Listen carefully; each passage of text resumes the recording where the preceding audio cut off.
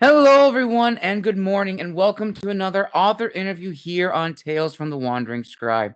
I'm your host, Gabriel Garcia, otherwise known as the Wandering Quill and the Wandering Scribe, and we have with us another guest from LA Comicon.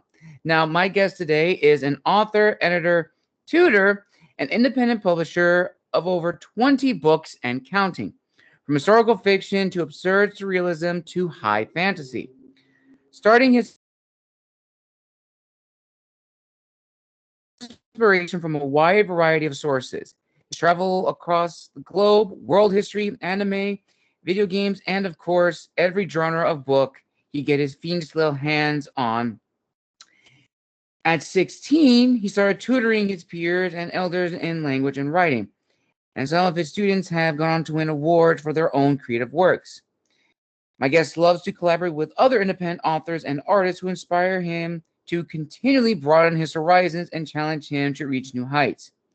He is most well known for his Aelfraver Series, I probably butchered that, and I apologize, an arcane-punk cyberfantasy epic about teenage rebellion against the ruling elites and their gods. And in today's episode, we'll be talking about a book that I got at LA Comic Con, The Raid, which I am so excited to share with you all, and also dive deep into a future Wandering Quill book impressions episode.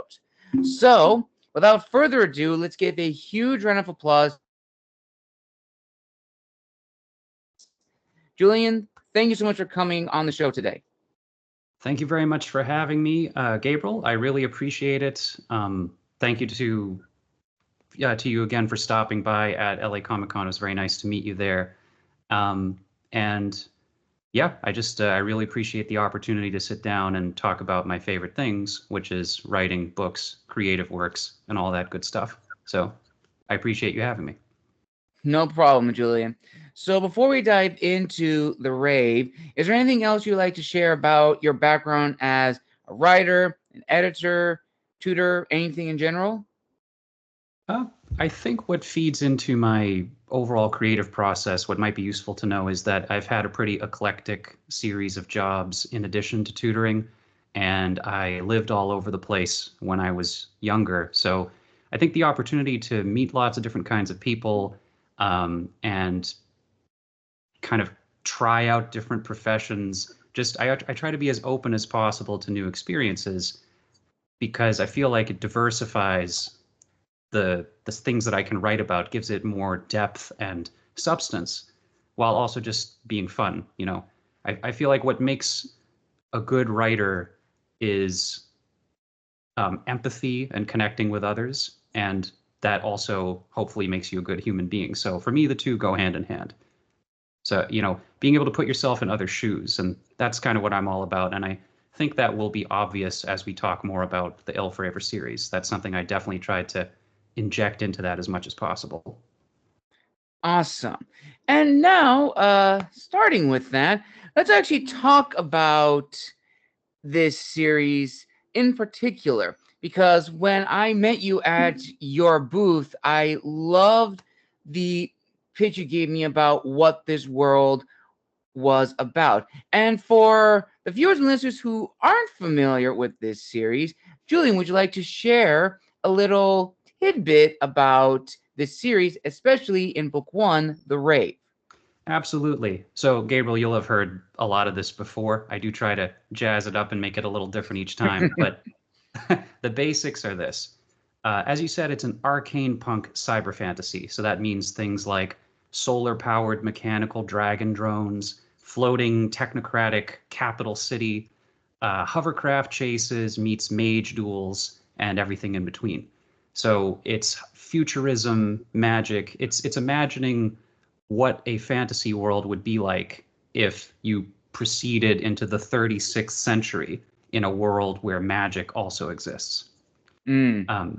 The story of the Rave starts with Alina. She's a 17-year-old monster hunter in training. The twist, though, is that she's also a pacifist.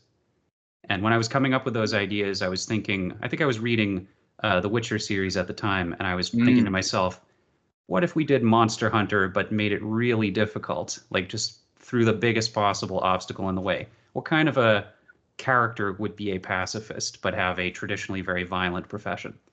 So that turned into Alina becoming a very creative, roguish character. You know, Mm. um, she's I feel like morally gray tends to get overused sometimes, but I would say that she's got complex motivations as any real person would. She's not pure good, and she definitely leans more good than bad, but she's not pure good by any means. Mm.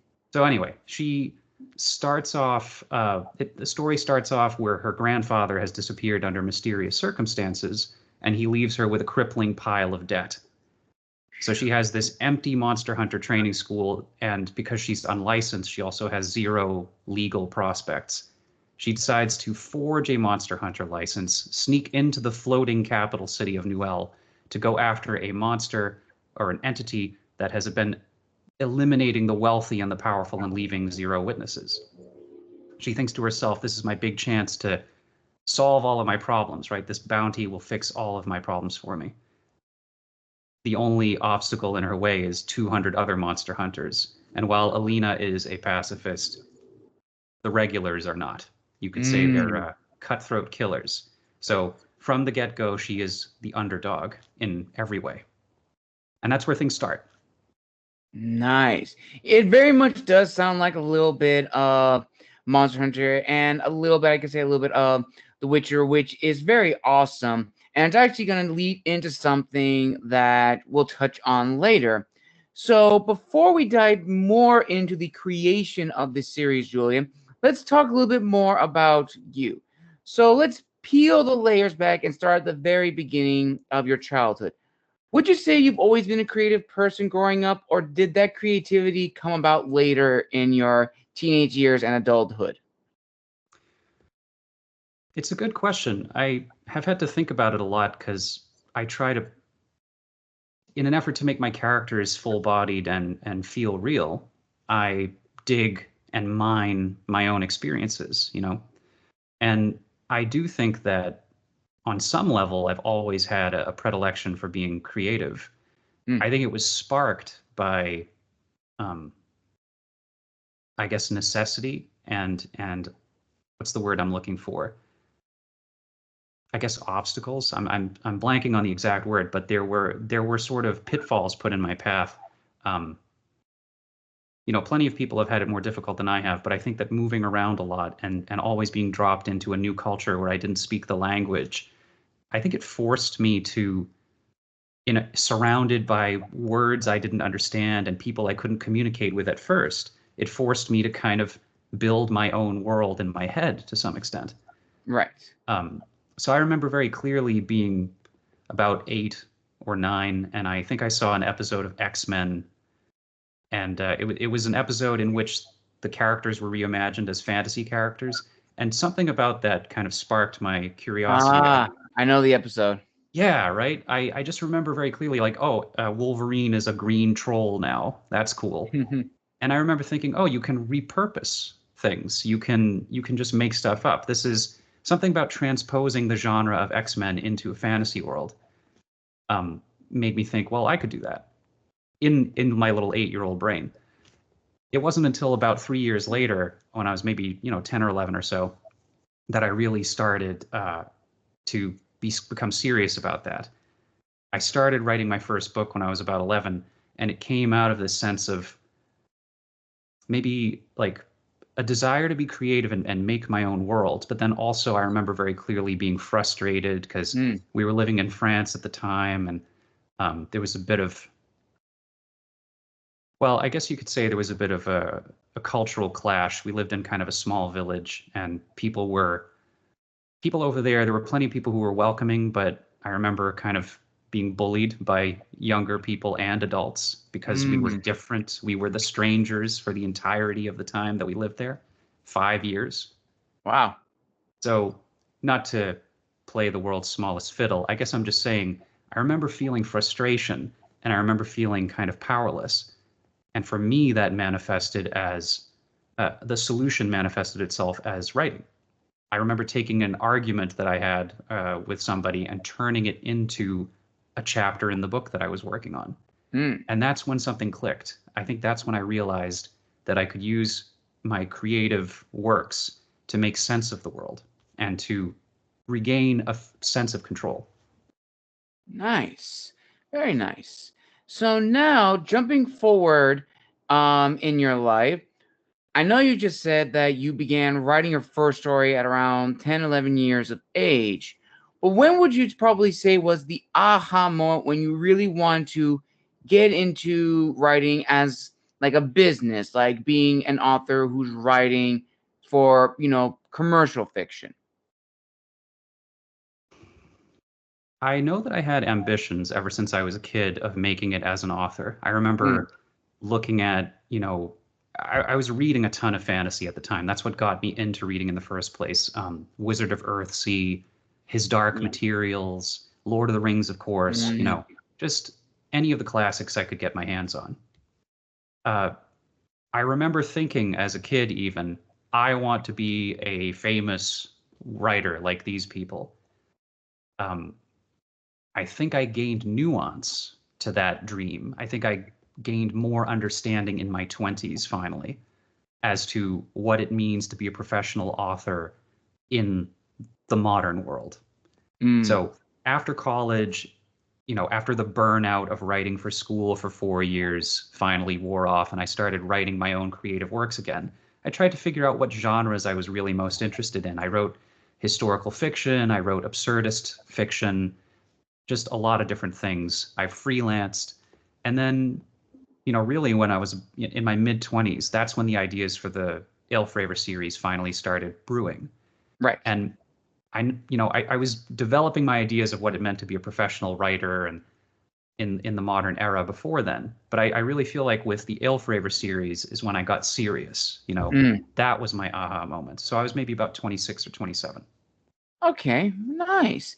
That also was kind of around the same time, almost like for me, least age-wise. I was still in graduate school when I was working on my first draft. And then, of course, COVID happened, Yeah. lockdown, and had to go back to SoCal, which is where I'm originally from, and just began writing and just working. And yeah, I remember I published, well, I finished my first story within less than a year, and still with the momentum, I wrote the first spin-off story, then followed that up with the third spin-off story, and then by the time I actually finished grad school, within like 2 years, I finished like my last story, and it was like crazy, like like things just happen, and we just go into like writing mode, and we just really think of it as like work. We just find it as like a passion. We're passionate about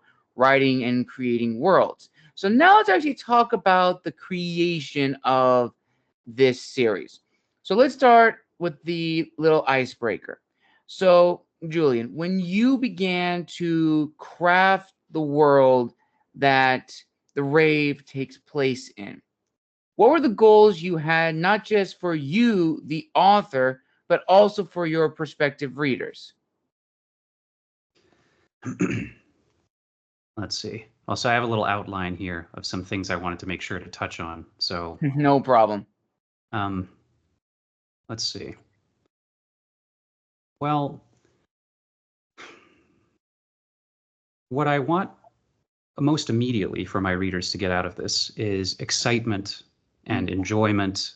You know, uh, Tolkien wrote a whole essay on escapism and how that's, I don't think he said a dirty word, but it's sort of a limiting word.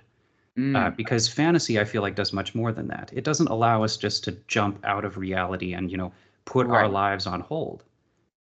I think, like any good literary fiction, it allows us to experience another's point of view in a Hmm. deeper way, to like look at the thoughts most immediately through the characters, but then pass them to the author. So it's connection, right? So on the immediate level, I want excitement, enjoyment, and all that stuff. But then I also love to include unpredictability. I think as you read the series, you might guess how some things are going to go, Hmm. but I highly doubt you're going to see how everything is going to go ahead of time. I Right. and I don't just throw in the twists for cheap effect. I try to weave them in such a way I think my friend described it as gossamer, where at first you don't see how everything connects, but you kind of eventually get to the sense that everything is woven together, so Right. that if you were looking for the clues from the beginning, you might catch on. But I always love to throw some twists and turns in there because just like life, a good story should sometimes be unpredictable. That is very true, and I 100% agree that there has to be some level of unpredictability in a story, especially, which we'll again touch on later, is when you have genres or themes that are cross genre, and many people draw on their own inferences of one said genre to another. I'll give an example of Andy Peliquin's Dark Assassin, which I had an opportunity to interview him and Mm. read that story. And that is pretty much through and through The Witcher, but not The Witcher. It reads exactly much the same. You have a character who's very much like Geralt of Rivia, but not Geralt of Rivia. It has its own lore and mythology. But even in that world where you think, oh, okay, this character is like Geralt of Rivia, we know what to expect. Not really. Just because a character or a theme may play out a little bit or be familiar to another story by another author, that doesn't guarantee it's going to go beat for beat, which we will touch on later. So now, fast forward to where you've now written the first draft of your story. You've now gotten, cover artists. You've had the book edited by another set of eyes. I imagine you've had ARC readers and beta readers giving you feedback and reviews ready Mm. for launch. So now, when that moment does happen, where you do press the publish button, what was the initial reaction like from friends and family and your readers? Was it positive, negative, or somewhere down the middle? Yeah, so everybody that I know who read anything I'd written before and then read The Rave said that it was my best, most approachable, most exciting work. Hmm. So it was intentionally written that way though. When I went into writing The Rave, I specifically said, okay, how do I take my style, the things that I'm interested in, and how do I make that as accessible as possible? And that's why I wrote it as a YA plus book. A lot of my fans or readers are well into adulthood. I believe my Right. oldest reader was into his late 60s or 70s at confirmed, and my youngest reader was 9. So Wow. so I'm not saying it's literally for everyone, but I wanted it to be accessible to everyone. If you're a precocious young reader, like my students, some of them, I wanted you Hmm. to be able to enjoy this. So I think that is reflected in the reactions that I received. A lot of my other work that I could get into later received more mixed reactions just because Mm. some of it is very crazy and off the wall. This has notes of that absurdity. Every now and then there's a little note of humor, of horror, things like that. But it is by far the most universally viable and interesting. And so I think that the reviews have reflected that. There are still some people who don't like it, and that's fine. But, you know, there's a broader swath of interest, let's say.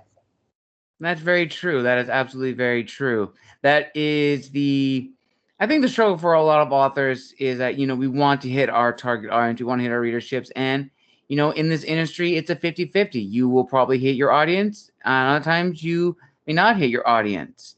And that is completely fine. And kind of adding on to that, would you feel that, or rather agree that the reviews you've gotten from not just The Rave, but your other books that you've written have validated your goals as an author? That's a very good question. I have many fewer reviews, to be fair, for the sequels to The Rave. Mm. It's, I'm still kind of toiling in obscurity, as I always say, which is fine. Uh, I'm working on kind of getting The Rave out there as much as possible so that people will be excited for the sequels. But of the reviews that I've received overall, all the way through all the books, of which there are now 4, um, I think overall it has reflected my vision because there have been strong reactions across the board. People will Mm, cite the world building, they'll cite the characters. I think those are the two main call outs for the positive reviews. And then for the more critical reviews, they still touch on the character development and the world building as positives. They just didn't like the flavor that was presented. You know, there was right. something maybe about maybe it was too focused on cults in the Rebel, for example. That was one Mm, criticism I received. And so I feel like that is gratifying because that just basically means it's a solid book. It's just not for everybody. And while every bad review, you know, uh, tweaks a little bit, right? It's always like a little twist of the knife because, you know, books are very personal. right. Um, I do try to keep that in mind, right? Even the bad reviews so far have confirmed that that I've done what I've set out to do.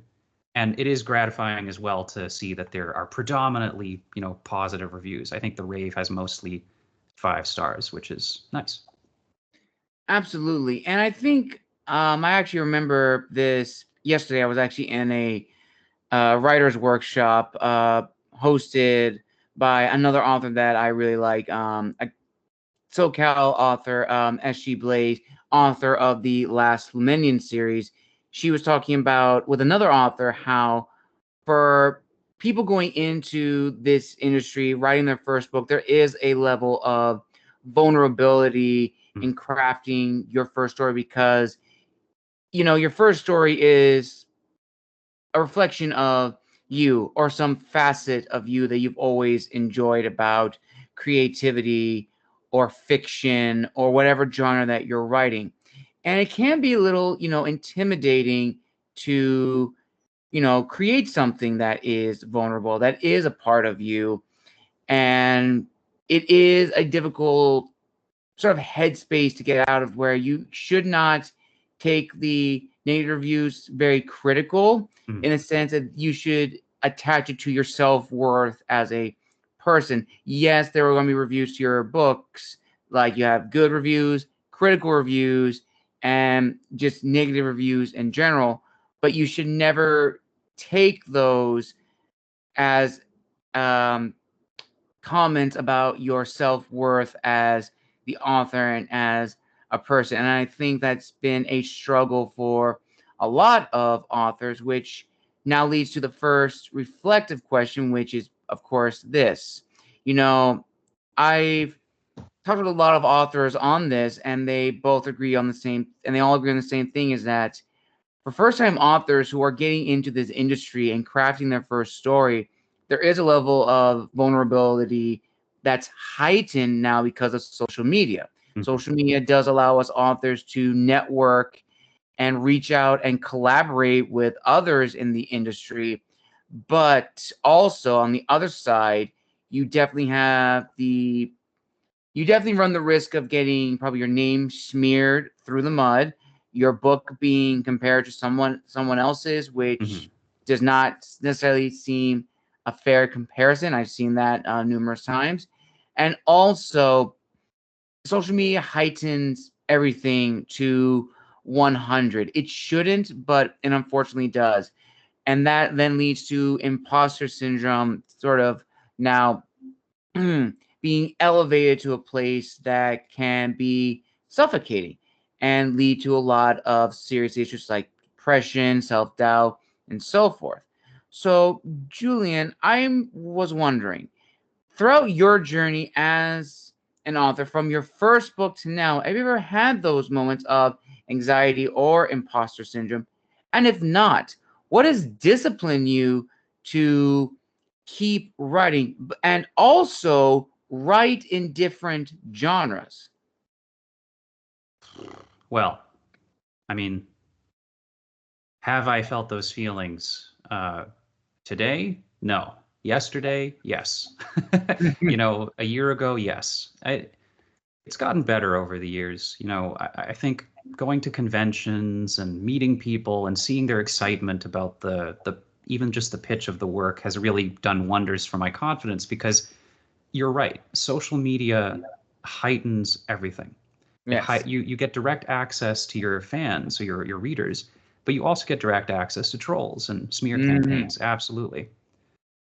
I will say, if you pursue being liked by everyone, you will be liked by no one, and you'll be loved by no one, right? So you Right. you do at a certain point have to just remind yourself, tether yourself to the rock of there are my people out there. There are the people who will enjoy my story. The internet gives you access to them. They're out there somewhere, whether it's 1,000 people, 10,000 people, a million people, whatever. Hmm.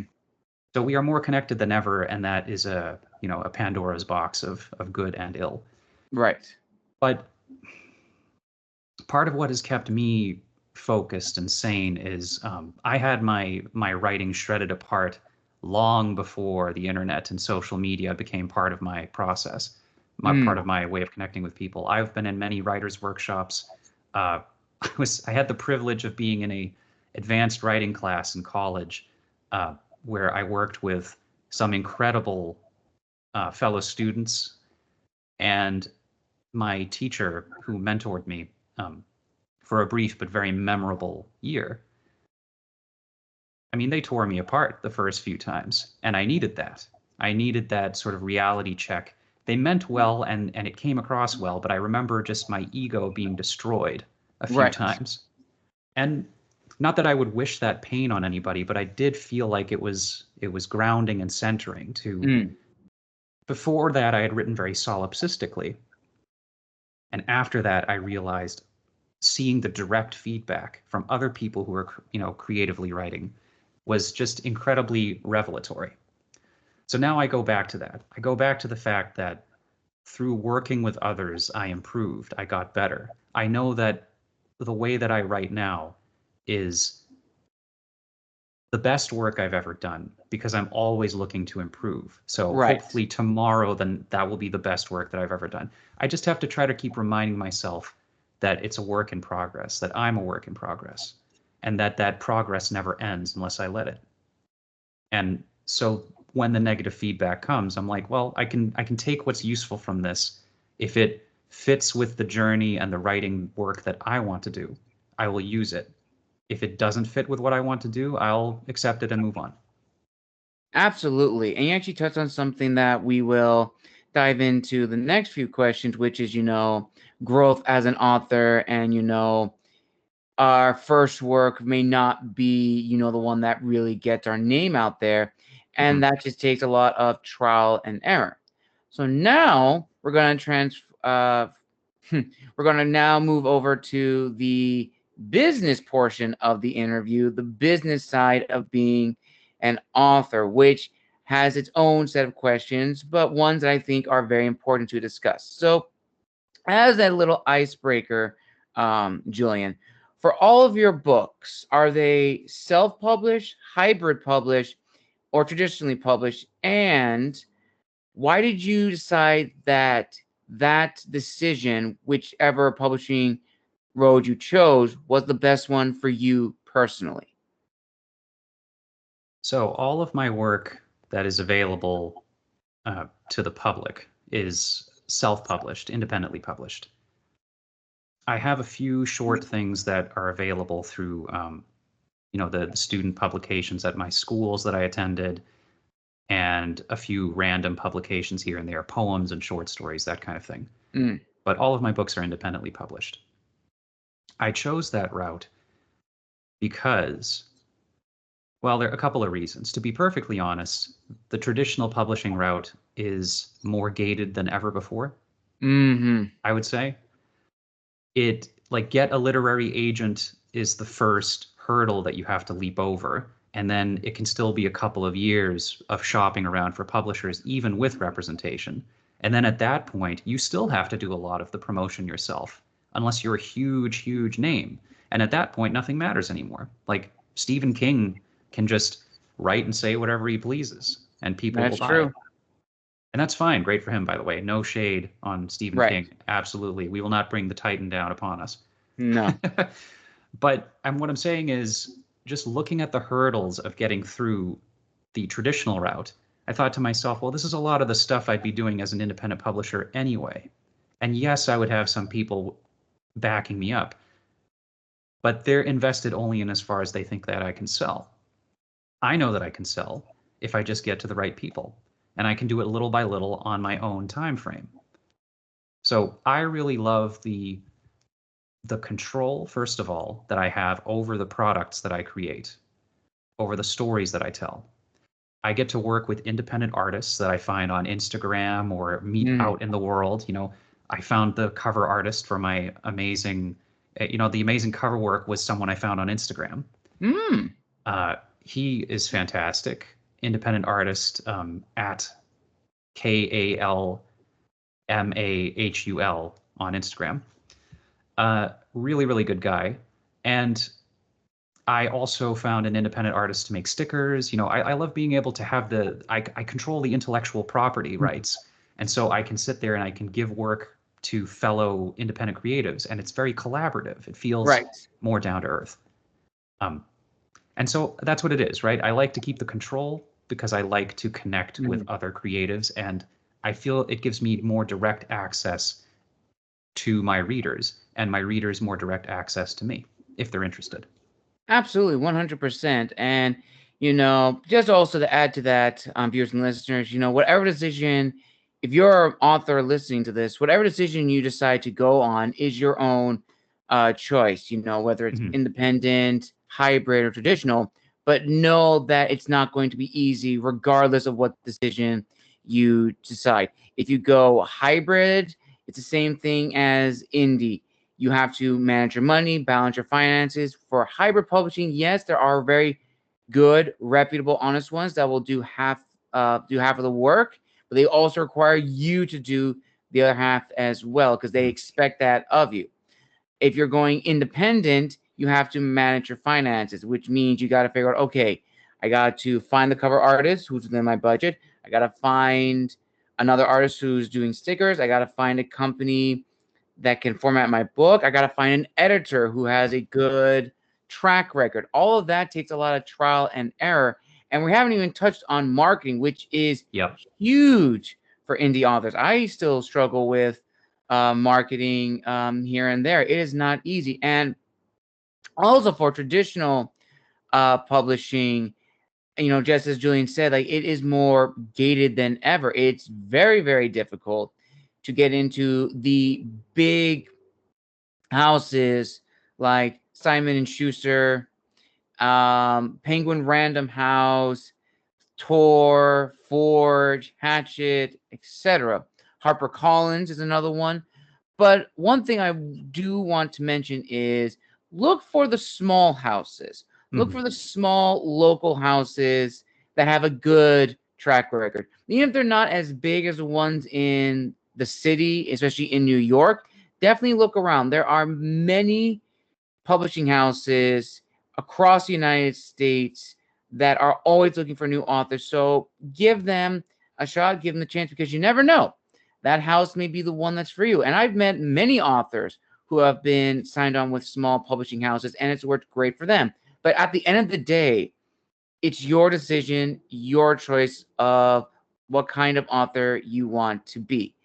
And moving from that now, we're now going to talk on the audience as well as the readership. So let's start with the audience first. So, Julian, when you began writing back as a kid, did you have an idea of who your audience was?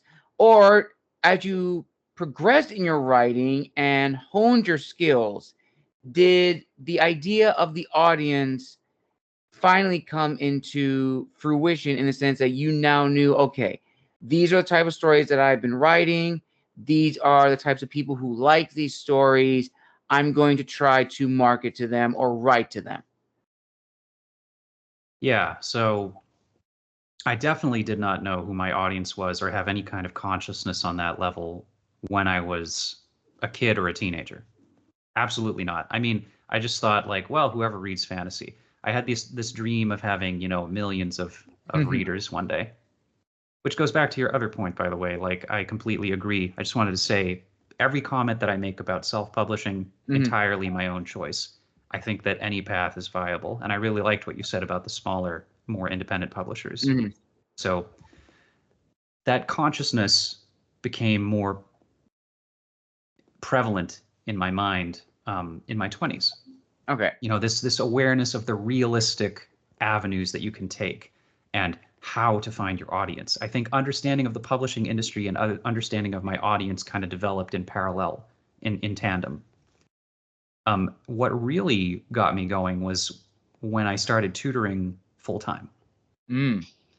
A couple of years after I graduated, I'd been tutoring since I was a teenager, as you mentioned before. Right.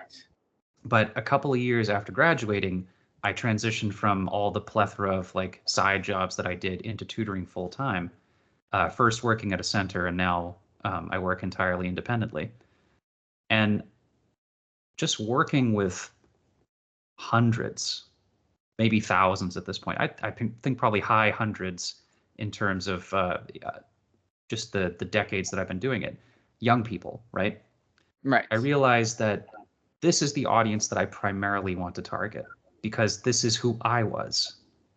This is who I was when I started reading. I was a voracious reader because I found the right books that sparked the interest in me. And my mission as a tutor is to encourage people to find the joy in learning and reading. And Hmm. that I feel like is inextricable from my mission as a writer, right? Create new readers, even if they're not, my fans primarily. Clue them into the right books that will get them to want to read. And I realized that that's what I want to do. I want to be someone's Right. book that gets them to love reading. That's kind of my ambition at this point. So I love hearing from all kinds of people, all ages, what they're reading about and what they love about reading. But I think it's especially fun and especially rewarding when it's a young adult or a child, So um, that consciousness that's who I wanted to target primarily, I think it developed because of my twin professions, if that makes sense. All right. And before we get into the readership specifically, I wanted to touch on the audience. So, for you, Julian, in your opinion, when should an author consider their audience? Because when we write our stories, we already know who the audience is first and foremost. But when we go about marketing the book or maybe re-editing the book, we really have to consider, okay, is this going to be new adult fiction, YA plus? Where is this book going to fall? And that takes a lot of, time, trial and error, Mhm. and patience. So, for you, in your opinion, when should an author consider the audience of their book? Well, of course, there's no one size fits all. Mhm. But in my own personal experience, I notice a huge difference between the book that I published before The Rave and then The Rave. The Mhm. Rave was designed from the ground up to be accessible to young adults and older. So in my mind, I was thinking like, 12-ish, right? If you're precocious, a little younger, like the 9-year-old student who read it and enjoyed it. But in my mind, I was thinking like 12 plus, and for 12, it might be slightly challenging, which is good. Right. What I notice is not only have I sold way more of The Rave and its sequels than anything else I've ever published, I've also been pushing it harder, but still, people have been more excited about the concept. I've been able to explain better what it's about, where the other ones are like, it's kind of weird and funny and absurd and, something, something. With The Rave, I can tell you exactly what the plot beats are. I can talk about it on any level you'd like because it was designed from the ground up with an audience in mind. So I Mm. will say we should always write what we would want to see more of in the world, what Mm. we want to read. I think that's number one. But if you want to be commercially viable, let's say, if you want to make money, Right. then I feel, me personally, I've seen it's been corroborated by my experience that if you start from the ground up with your audience in mind, writing something that you love, but with like the target audience being very intentional, I've seen more success that Hmm. way. And again, it is trial and error, as you said. Like you could give it a try and fail, but I think if you start with that angle, you're more likely to hit the mark. right? If you're just like, I'm writing whatever I feel like and it's kind of nebulous, then it lacks the directionality, it lacks the intention, or it will have a greater likelihood of lacking those things. And that's just been my experience. It's perfectly Right. possible that you just write something really good and you didn't really know who you were writing it for, but it finds its audience. So That is very true. That is, very, very true. And actually, again, touch on something that we will talk on later, which is, write what you would like to see most in the world, because it mhm. is very true. And this is a little side moment before I get into on that, like, especially in like a good example is the romance fantasy subgenre, which has dominated the fantasy genre. And I Mhm. know a lot of people, I've seen a lot of people on social media saying that romance fantasy has, been the dominant player in the fantasy genre, and that's now what's become the fantasy genre is romance fantasy. And a lot of people have said, they want to go back to fantasy stories where, yes, there can be love triangles, love plots, and so forth, but it shouldn't be all romance fantasy. And they don't like, degrade or like talk bad about the genre. They just wish that, it just wasn't all that. To go back to the fantasy stories, or at least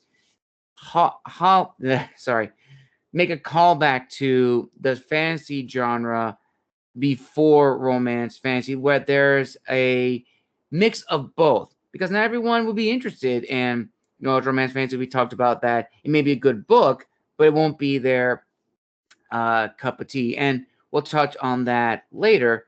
But now let's go on to the readership, which I think is also equally important, because you can market to your audience all you like, but at the end of the day, it's going to be the individual people who are going to buy and pick up your books. And when it comes to crafting a story for the reader, especially when it's like a YA novel, I've always found the discussion very fascinating, especially YA novels that are somewhere in the middle, where they're not totally for YA in the sense that you have adults reading it, but it's not entirely adult fiction because this is classified under YA. So, Julian, going back to the rave, how did you sort of craft this story where it can be accessible to both adult readers and young adult readers? So another very good question. Thank you. No Um, problem.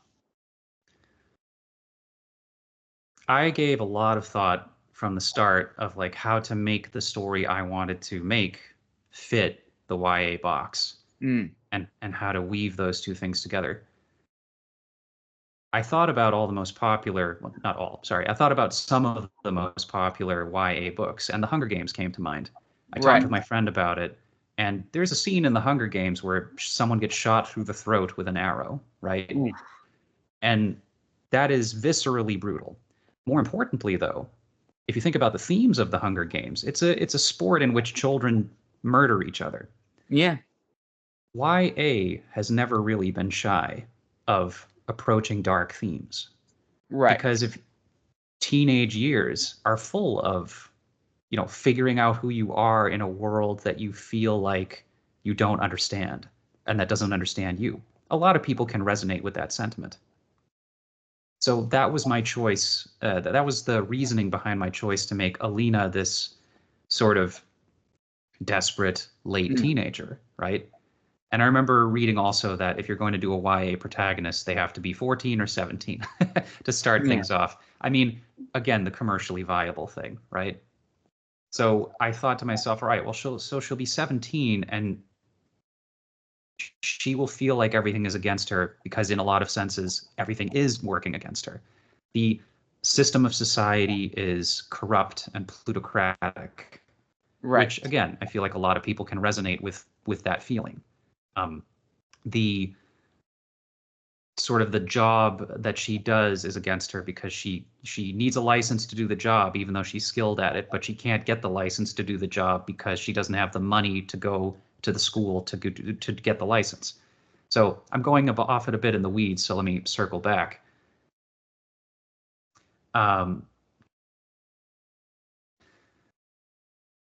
Fantasy and YA has never shied away from darker themes, and Right. so the difference is, I think, in the depiction of them, right? I'm Mm, not writing grim dark where the point of view and the depiction are brutal, grotesque, and hopeless.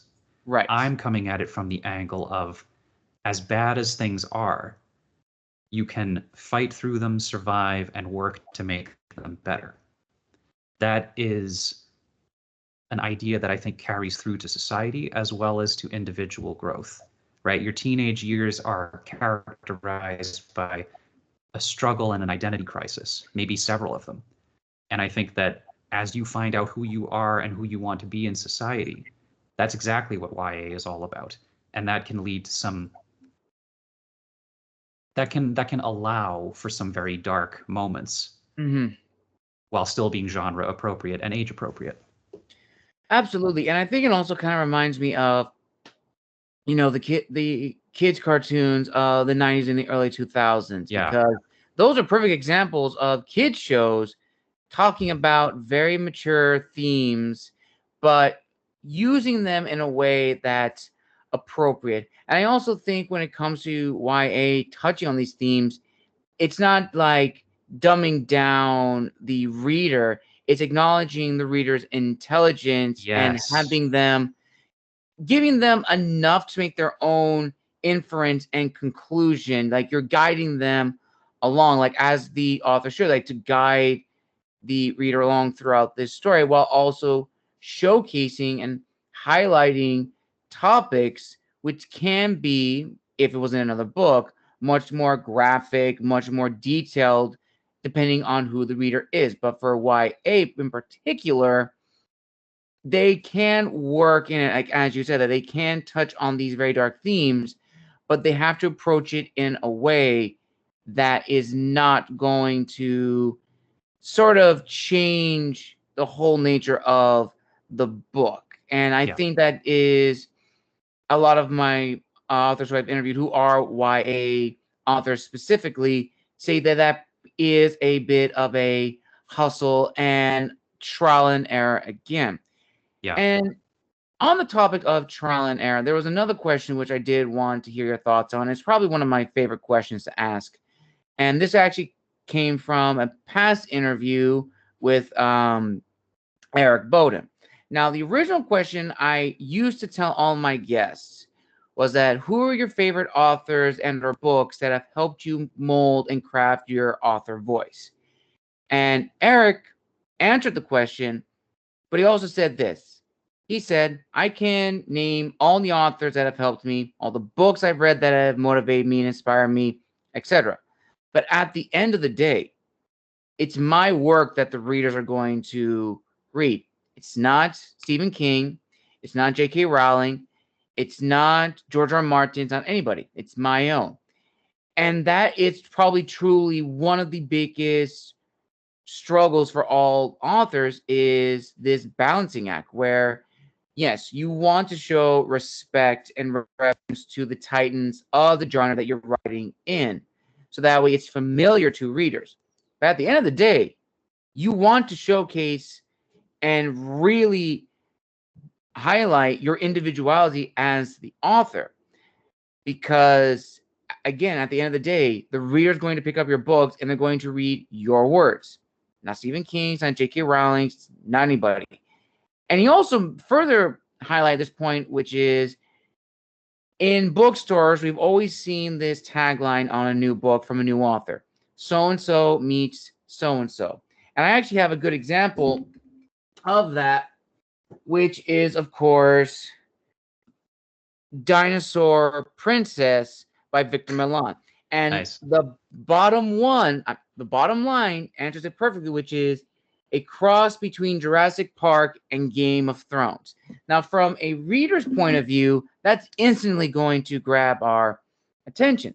But from an author's point of view, may not be exactly what they're looking for, in the sense that it kind of boxes them in one style of writing, one type of storytelling, and that shouldn't be the case.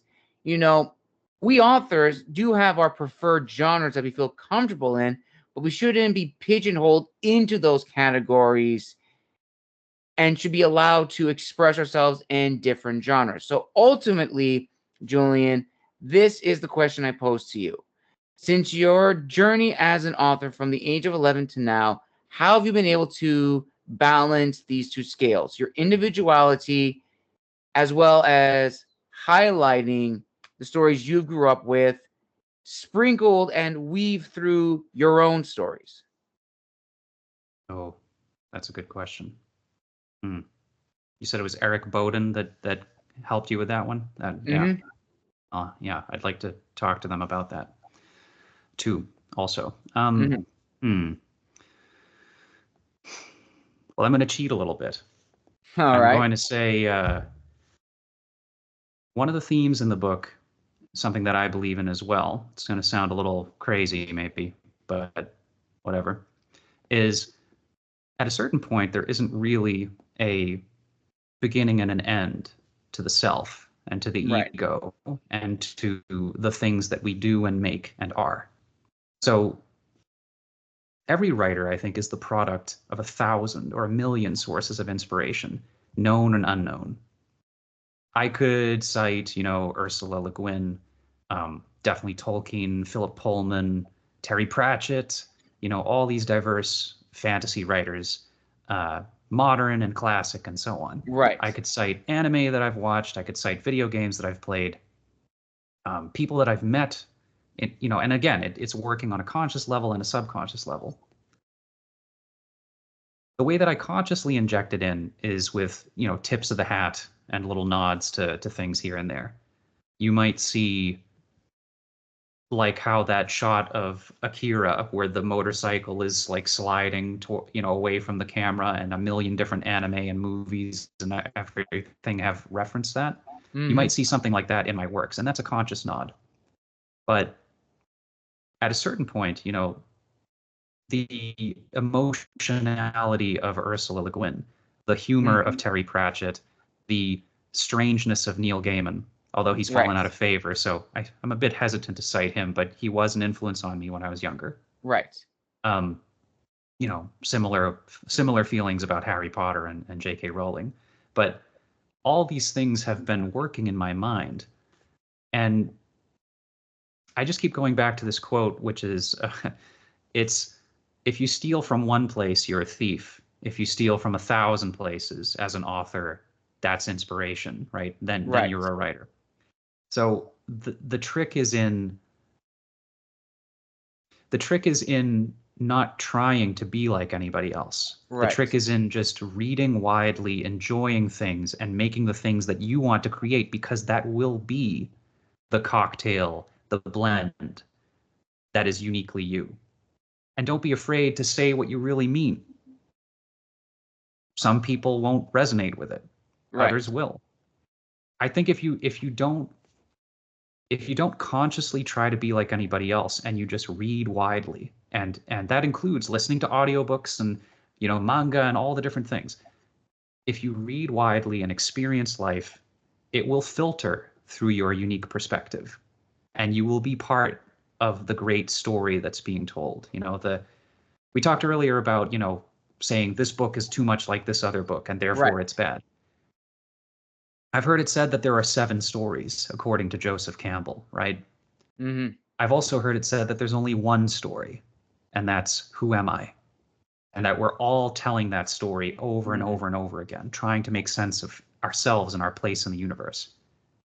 I think because we are all part of that story, in an abstract sense, we all are that story. That's who we are. So filter your joys and your suffering through your unique experience. Your unique point of view can filter your sources of inspiration. All you have to do is keep doing it, I would say. Absolutely, 100%. And we have a few last questions left before we end this interview. So we're now going to go into the last heavy hitter, which is probably another one of my favorites. So I'm going to give some context for this question, Julian. So up to now, it will be almost now 6 years since I've been interviewing authors. And in those 6 years, I've met a wide range of authors, from hybrid, indie, and traditional, who have written various different books from westerns, thrillers, noir, fantasy, high fantasy, romance fantasy, etc. And in these interviews, I've learned so much from them. And they've all agreed on the same thing. And it's this.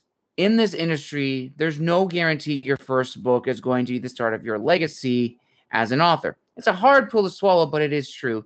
There are exceptions, of course. There are authors whose first book did give them that status, but generally speaking, you have these highs and lows.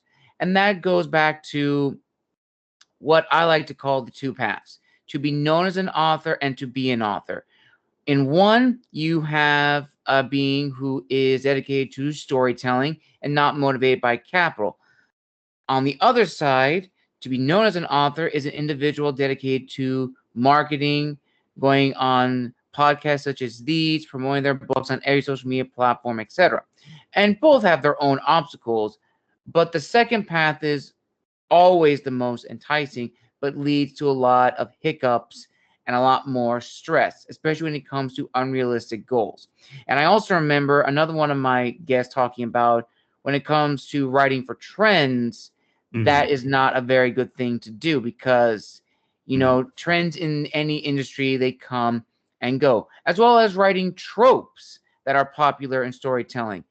And, tropes are they are a double-edged sword. If you can rework a trope that is different, then you'll do fine. But if you keep using the same tropes in your story that should not exist, your readers are going to find out. A perfect example of a trope that's used on its head is Stephen Arian's The Coward duology, where it shifts or rather, turns the hero's journey upside down on its head. And to give a brief overview of that, you have the main character who's regarded as this hero who joined this band of 7 warriors. And he comes back. He's the only survivor. And he's regarded as a hero. Well, the truth is, everyone else was killed. Like, all these guys, all these great warriors were killed in the most anticlimactic way possible. Some of them, at least. And you had the main character who was a kid who has severe PTSD. He doesn't want to be a hero. He doesn't want to do anything. He just wants to be alone. But of course, he has to go back in the search. So it's not like the reluctant hero, so to speak. It's now this sort of hero's journey, this amazing character who has had ballads written about him. It's all lies. None of it's true. But he doesn't have the guts to tell them the truth. So ultimately, coming back to the main topic, I posed this to you, Julian. In your opinion, what is your thoughts on this discussion that in this industry, for us authors, there is no guarantee your first book is going to be the start of your legacy, but it should not deter you from writing stories if that's something you truly want to do? Yeah. Okay. So absolutely. I think that's very interesting. I feel like we could probably talk an hour just about all the layers to that discussion. Yes. Yeah. But I will attempt to be brief. Something my brother asked me when I was about 15, my older brother, he said, would you write if you knew for a fact that you would never be successful in the traditional sense, that you would never make enough money to live off of it, that you would have barely any readers? Would you still write? And I thought about it for about 30 seconds. And then I said, yeah, because the process itself makes me happy. That is what's kept me going, even when my first book did not go anywhere, my second book, my third book, and now I'm on book 20, right? Or, well, The Rave was book 20. Now I'm on to 23, I think. Yeah, the math checks out. I'm writing the 24th. Nice. So it's a balance, right? Like, to make yourself successful, you have to put in as much or more work on the marketing, on the networking side, as on the creative side.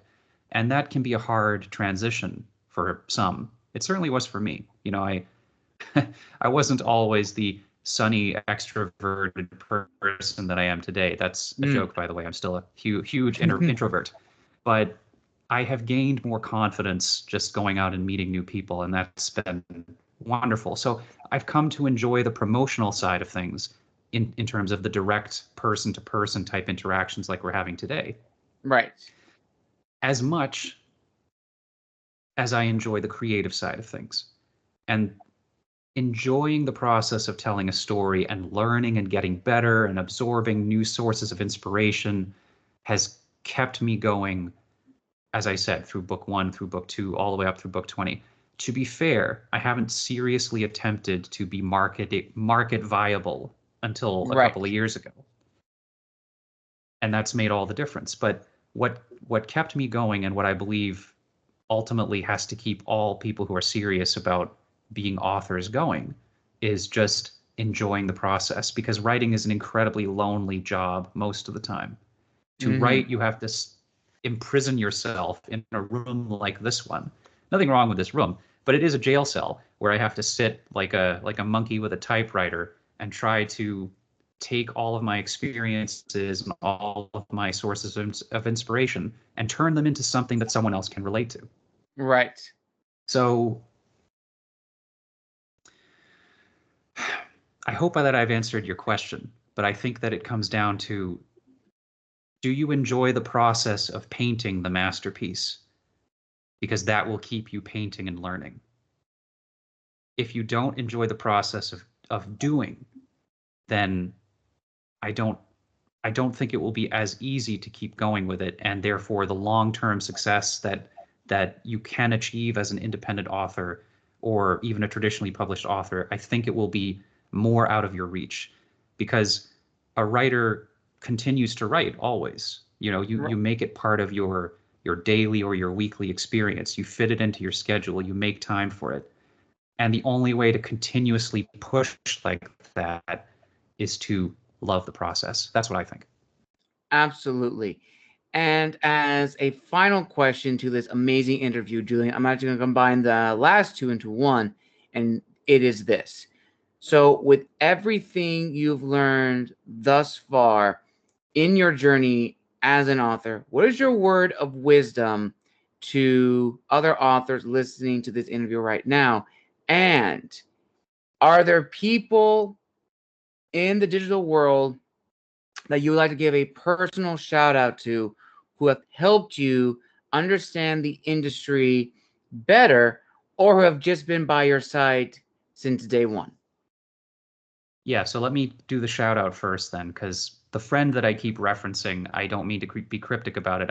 I figured I'd have an opportunity to say his name. All right. I'm speaking specifically of Silas Jackson. All right. He and I have been friends. There's a picture of us, drawing together when we were literally infants. Mhm. So he and I have known each other our entire lives, but we started writing together, I think, in 2010.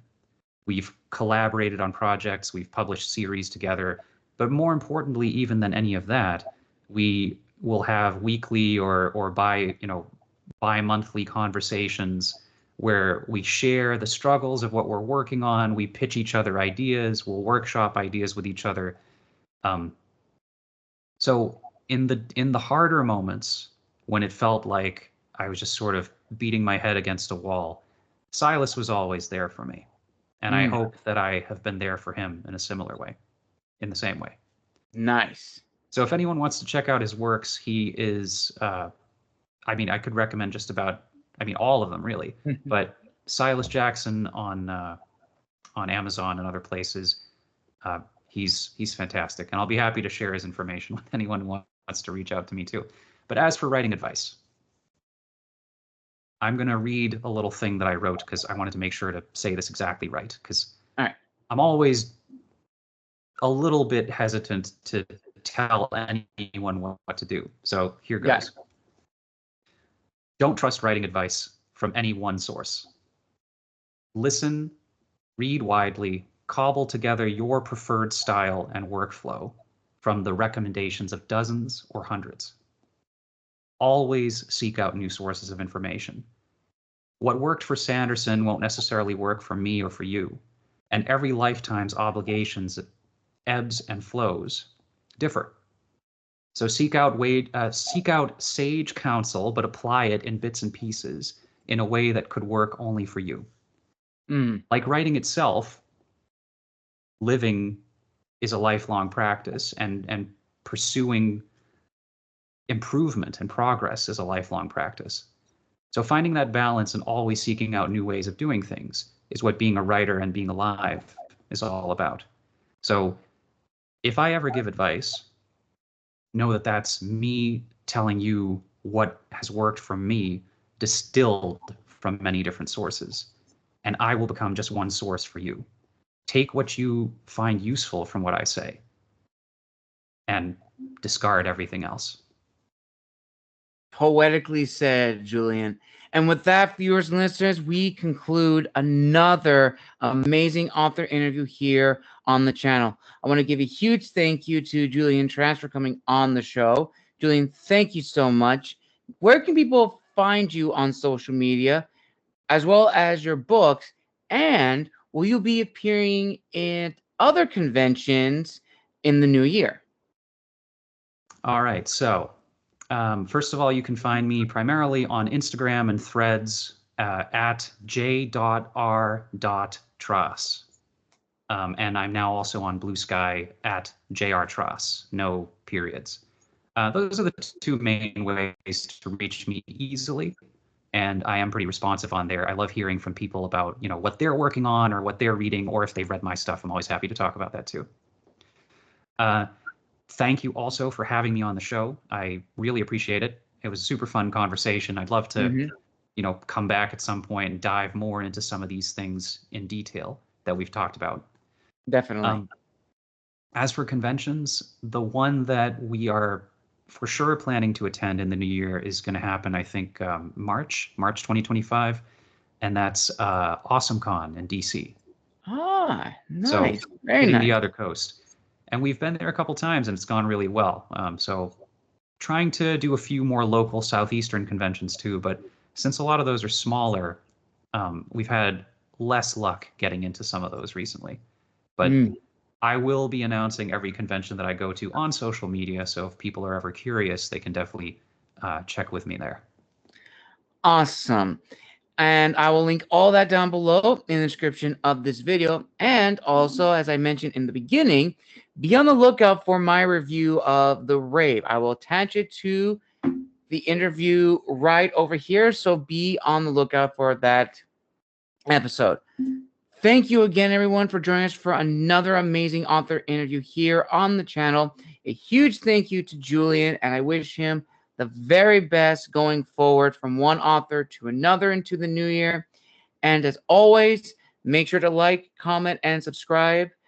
And let me know what you expect in the new year on the channel. Until then, this is the Wandering Scribe and the Wandering Quill signing out. Wishing you all a wonderful day.